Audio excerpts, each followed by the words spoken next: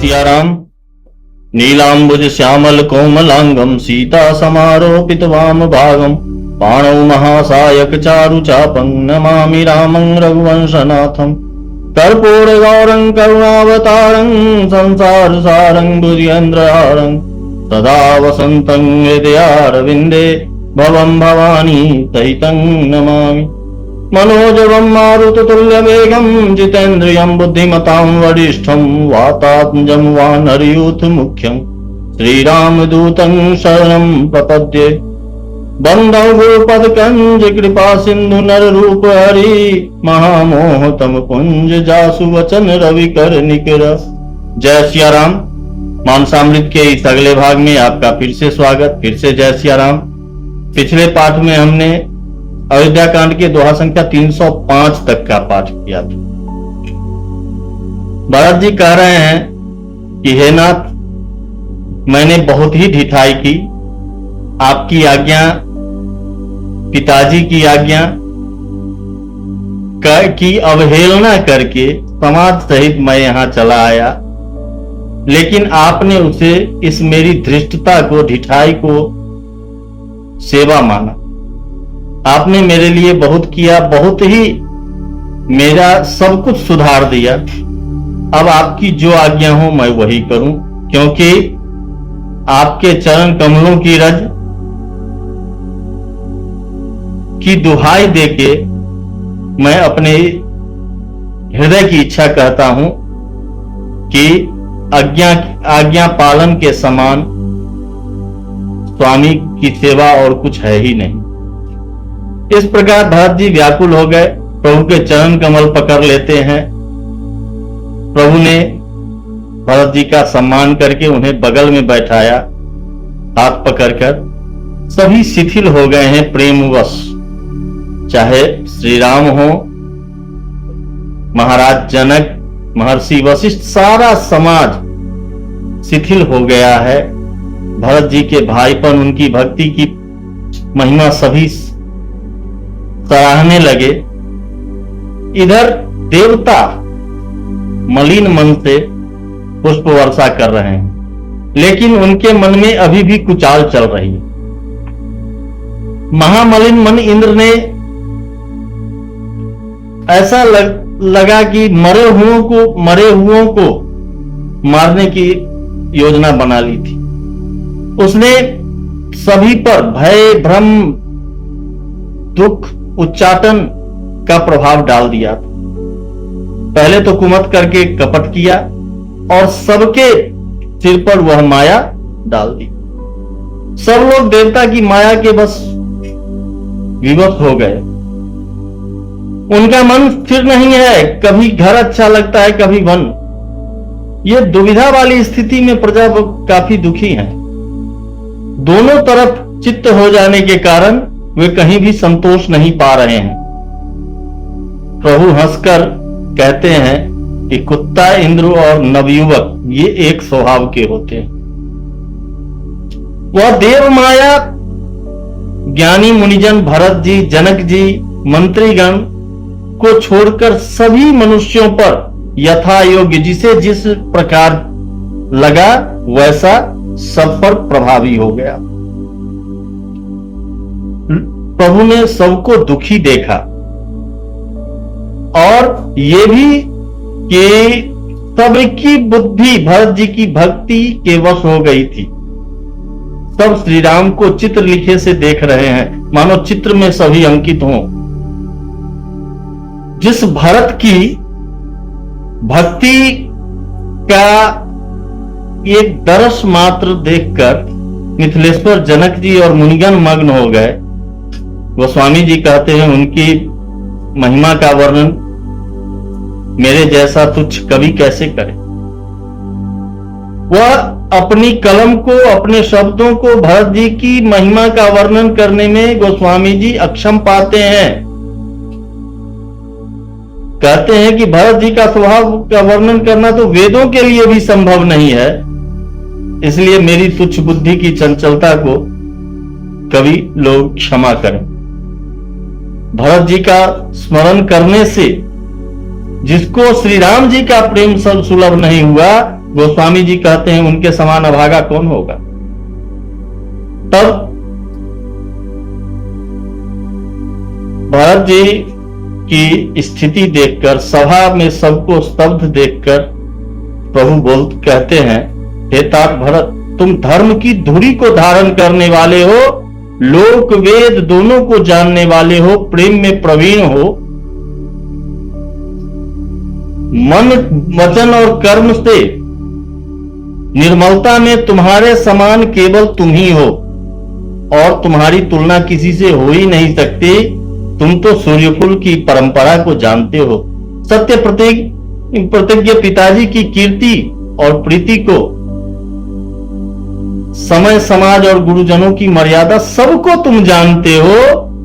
तुम्हें सबके कर्तव्यों का पता है और मेरे परम हितकारी धर्म का भी पता है। मुझे हर तरह से तुम्हारा भरोसा है, फिर भी मैं समयानुसार कुछ कहता हूं कि पिताजी के अनुपस्थिति में हमारी बात केवल गुरुवंश की कृपा ने ही संभाल रखी है, नहीं तो हमारे समेत प्रजा, कुटुंब, परिवार सभी बर्बाद हो जाते।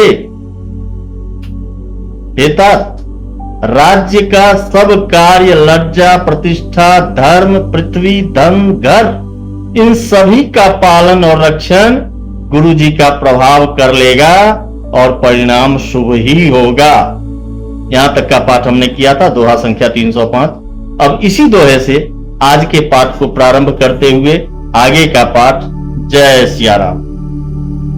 राज काज सब लाजपति, धर्म धरनि धन धाम, गुरु प्रभाव सब पाली, सब गुरु प्रभाव पाली, सब ही भल होई परिणाम।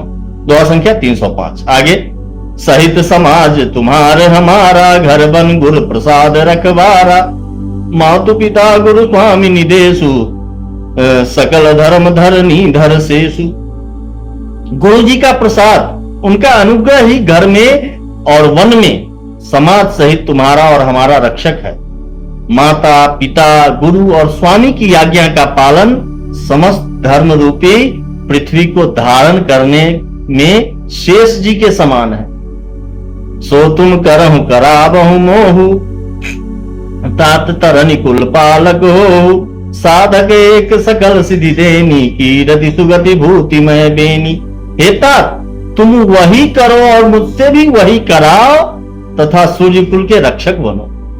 साधक के लिए यह एक ही आज्ञा पालन रूपी साधना, यह एक ही संपूर्ण सिद्धियों की देने वाली कीर्तिमयी, सदगतिमयी और ऐश्वर्यमयी त्रिवेणी है। सो विचारी सही संकट वारी, करहु प्रजा परिवार सुखारी, बांटी विपत्ति सब ही मोहि भाई, तुम्हें अवधि बड़ी बड़ी कठिनाई। इसे विचार कर भारी संकट सहकर भी प्रजा और परिवार को सुखी करो। हे भाई, मेरी विपत्ति सभी ने बांट ली है, परंतु तुमको तो अवधि यानी 14 वर्ष तक बड़ी कठिनाई है, सबसे अधिक दुख है।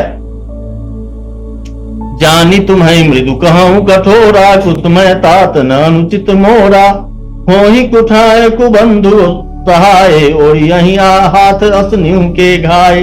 तुमको कोमल जानकर भी मैं कठोर कह रहा हूं, वियोग की बात कह रहा हूं।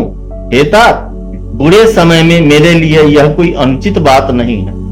कुठौर में, कुअवसर में श्रेष्ठ भाई ही सहायक होते हैं। वज्र के आघात भी हाथ से ही रोके जाते हैं। सेवक कर पद नयन से, मुख जो साहिब होय, तुलसी प्रीति की रीति सुनी, सुकवि सराय ही सोय। सेवक हाथ पैर और नेत्रों के समान और स्वामी मुख के समान होना चाहिए। तुलसीदास जी कहते हैं, सेवक स्वामी की ऐसी प्रीति की रीति सुनकर सुकवि उसकी सराहना करते हैं।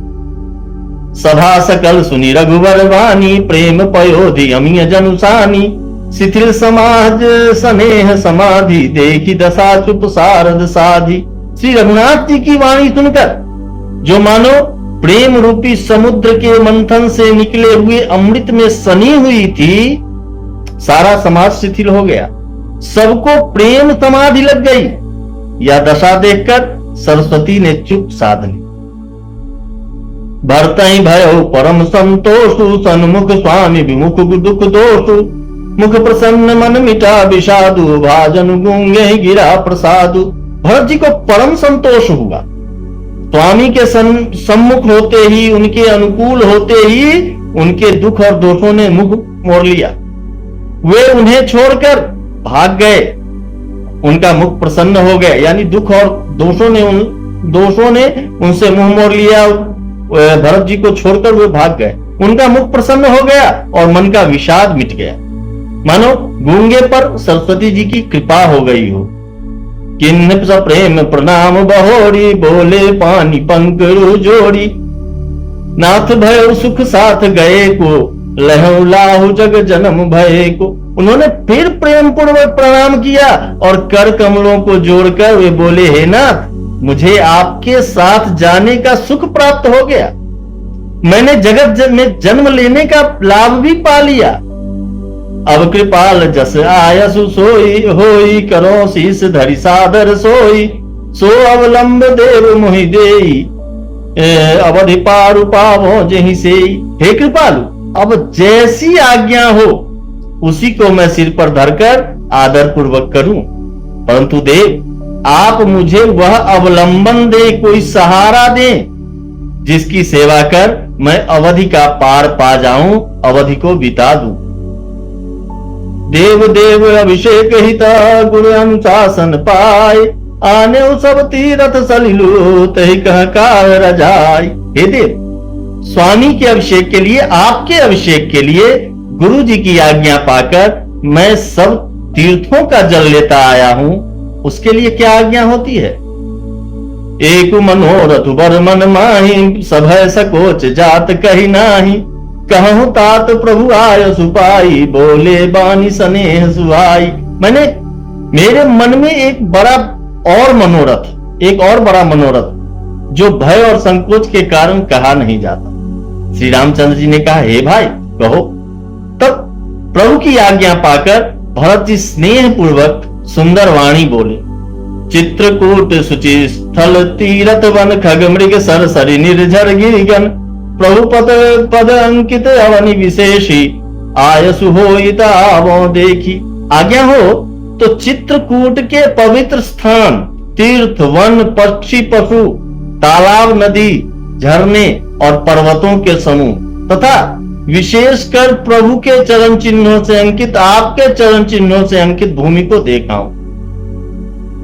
अवसी अत्रि आयसु सिर धर हूं, तात विगत भय कानन चर हूं, मुनि प्रसाद बनु मंगल दाता, पावन परम सुहावन भ्राता। श्री रघुनाथ जी बोले, अवश्य ही अत्रि ऋषि की आज्ञा को सिर पर धारण करो, उनसे पूछकर वे जैसा कहें वैसा करो और निर्भय होकर वन में विचरो। हे भाई, अत्रि मुनि के प्रसाद से वन मंगलों का देने वाला है, परम पवित्र और अत्यंत सुंदर है। ऋषि नायक जहाँ आयसु देहि, राख्यं तीरथ जल थल तेहि, सुनि प्रभु बचन भरत सुख पावा, मुनि पद कमल मुदित सिरुनावा। और ऋषियों के प्रमुख अत्रि जी जहां आज्ञा दें वहीं लाया हुआ तीर्थों का जल स्थापित कर देना। प्रभु के वचन सुनकर भरत जी ने सुख पाया और आनंदित होकर मुनि अत्रि जी के चरण कमलों में सिर नवाया। भरत राम संवाद सुनी, सकल सुमंगल मूल, सुरत्वारथी सराहि कुल, बरसत सुर तरुफूल।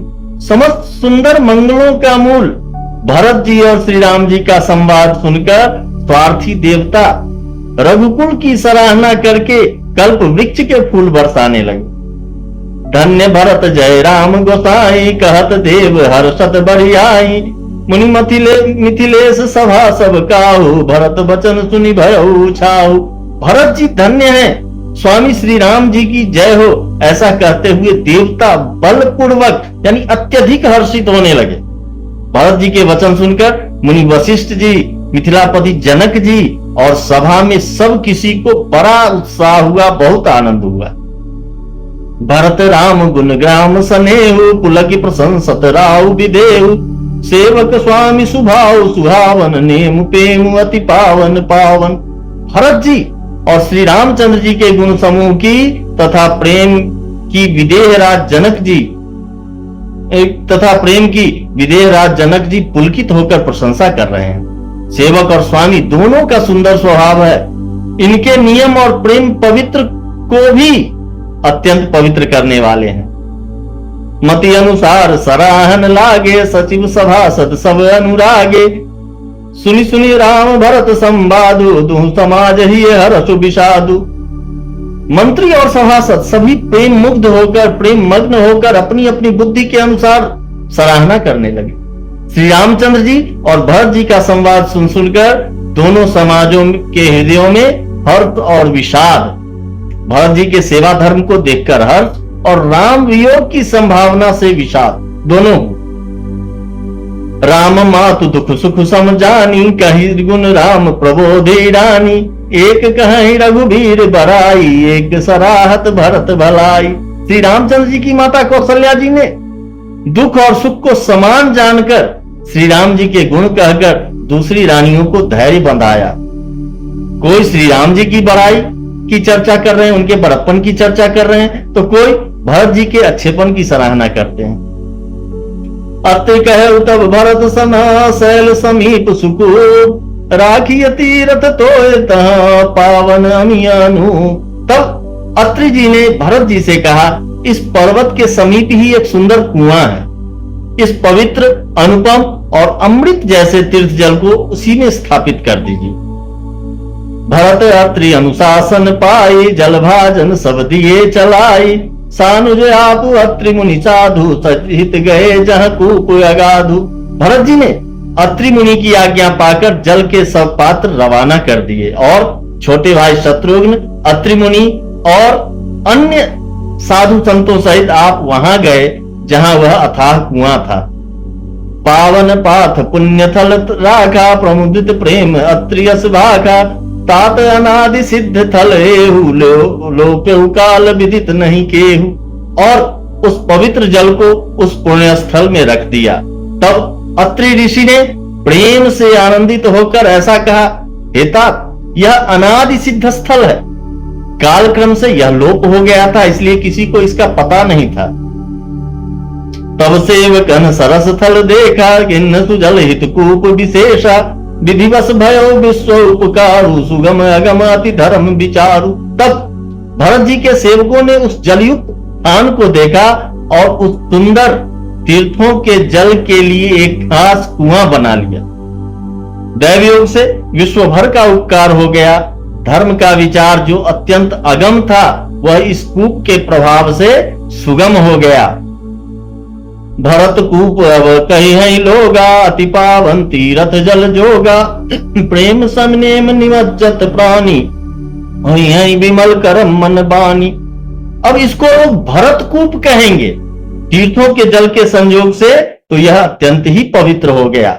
इसमें प्रेम पूर्वक नियम से स्नान करने पर प्राणी मन, वचन और कर्म से निर्मल हो जाएंगे।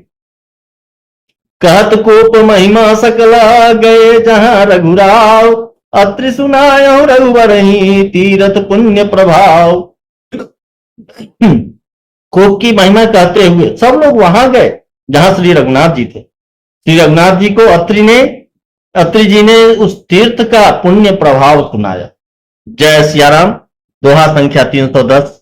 फिर मिलते हैं मानसामृत के अगले भाग में अगले पाठ के साथ। तब तक के लिए जय सियाराम।